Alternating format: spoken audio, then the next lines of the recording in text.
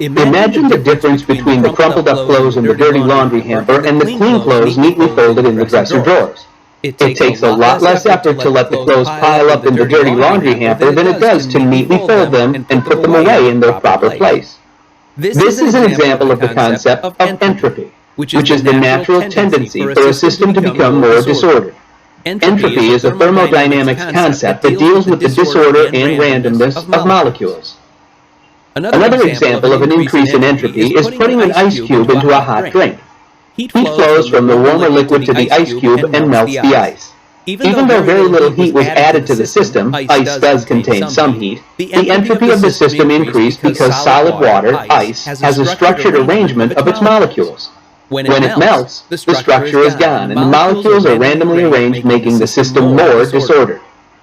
Now that we have an understanding of entropy, let's focus on entropy in relation to heat engines. Cars are almost an essential part of our daily lives. People that have to drive a lot might make a decision on which car to drive based on how well the car's engine can conserve gasoline. Unfortunately, a lot of the gasoline we buy to feed our car's engine only makes the engine hot. Let's see how a car engine turns gasoline into movement. Inside the car engine are cylinders and pistons. The pistons are cylindrical pieces of metal that move up and down inside the cylinder. Attached to the bottom of the piston is a connecting rod, which is attached to the crankshaft. The crankshaft is connected to the flywheel, which turns the gears in the transmission when it's engaged. The transmission essentially turns the wheels and your car moves down the road. It's what happens inside of the cylinder that we need to focus on. Gasoline and air are ignited inside the cylinder when the piston is at the top of the cylinder. When temperature increases, the disorder of the system increases, which is an increase in entropy. The exploding gas wants to expand in all directions, but the thick metal of the cylinder wall won't allow this. Only the molecules aimed at the piston push it downwards, ultimately causing the wheels of the car to move. The energy of the molecules that don't cause the piston to move go into heating the cylinder. Some of the energy of the molecules that do strike the piston is lost to heat as well. This leads us directly into a discussion of the efficiency of the engine. The heat engine we have been discussing works on the flow of heat energy. A temperature gradient is a difference in temperature between two separate locations. Imagine the temperature difference between the temperature inside the cylinder when the engine is running versus the temperature of the exhaust. The exhaust is warm, but the temperature inside the cylinder is blistering. Heat coming out as exhaust is lost energy. Let's take a closer look at this diagram on your screen that's showing the conceptual flow of heat in a heat engine.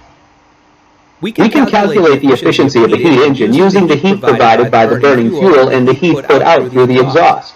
The equation is efficiency equals Q sub H minus Q sub C divided by Q sub H times 100. In this equation, Q sub H is heat into the system. Q sub C is heat leaving the system. Both temperatures need to be in Kelvin. Let's determine the efficiency of some heat engines. Let's first take a look at a gasoline engine example. Here's our prompt. The temperature of ignited gasoline inside the cylinder of a car engine is around 503 Kelvin.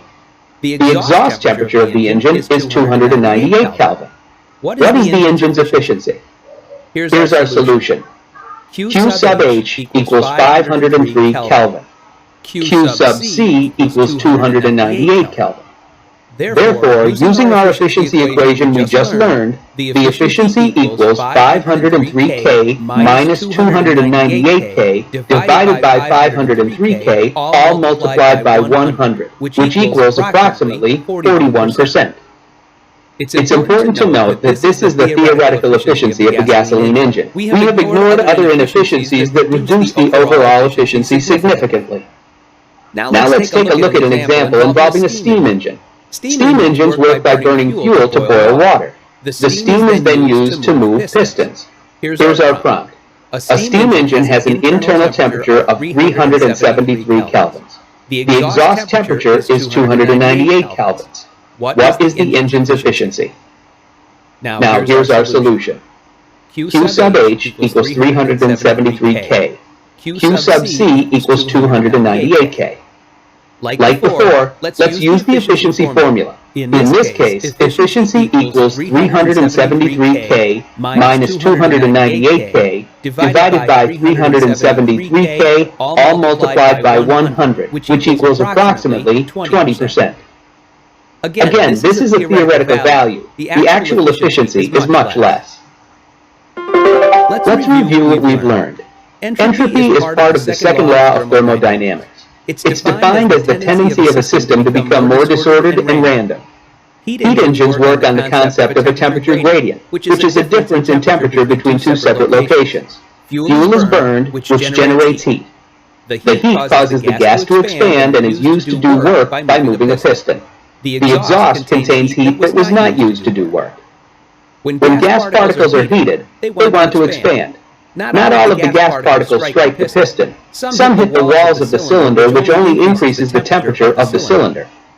The theoretical efficiency of a heat engine can be calculated based on its internal temperature versus the exhaust temperature.